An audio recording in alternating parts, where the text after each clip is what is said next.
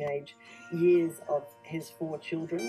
Again, unusual for a man of that era to consort to a monarch and needing to play that supporting role. So a very unusual arrangement for the era, but certainly one that they seem to have managed between them rather creditably. Ben, bonjour tout le monde, ben, c'est le mot du vendredi. Aujourd'hui, on est le 9 avril. Et aujourd'hui, le 9 avril, on parle d'un personnage dont on parle pas beaucoup, mais qu'on parle beaucoup plus aujourd'hui. Malheureusement, aujourd'hui, on a appris le décès du duc d'Édimbourg. Qui est le duc d'Édimbourg? C'est le prince Philippe, c'est le mari de la reine Élisabeth d'Angleterre. Vous allez trouver un peu drôle que je vous parle du duc d'Édimbourg aujourd'hui, mais je vous en parle pour 2 raisons, ou 3. La première, c'est que, et assez importante, c'est que le duc d'Édimbourg est décédé à l'âge de 99 ans, dont il a passé 74 ans à côté de la reine Élisabeth.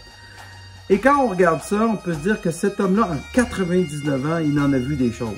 Et dans nos petites misères de la journée, je pense qu'il y a peu de parallèles qu'on peut faire entre ce qu'on vit et ce qu'il a pu vivre au cours des 99 dernières années.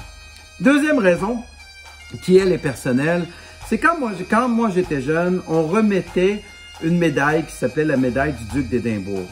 La médaille du duc d'Édimbourg, elle était remise à la personne qui, une fois par année, se donnait plus que les autres. La personne qui travaillait dans l'ombre pour le bien collectif. Et c'est un peu ça le symbole du duc d'Édimbourg parce que pendant 99 ans, dont 74 ans, à peu près personne n'a su exactement ce qu'il faisait. Pourtant, la reine Élisabeth l'appelait son roc.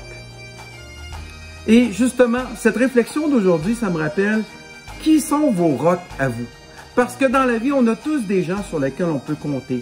Des gens qui travaillent dans l'ombre, des gens qui n'ont jamais le spotlight, mais pourtant qui font qui vous êtes. Et c'est sur ces gens-là sur lesquels vous pouvez compter. Donc aujourd'hui, le 9 avril, ce que je vous invite, c'est que prenez le temps de remercier ces rocs-là autour de vous. Les gens pour qui ont beaucoup de valeur, sur qui vous pouvez compter, sur qui vous pouvez grandir. Donc, je vous souhaite à tous un bon week-end et merci beaucoup. Bonne journée. C'est un peu la fin du XXe siècle.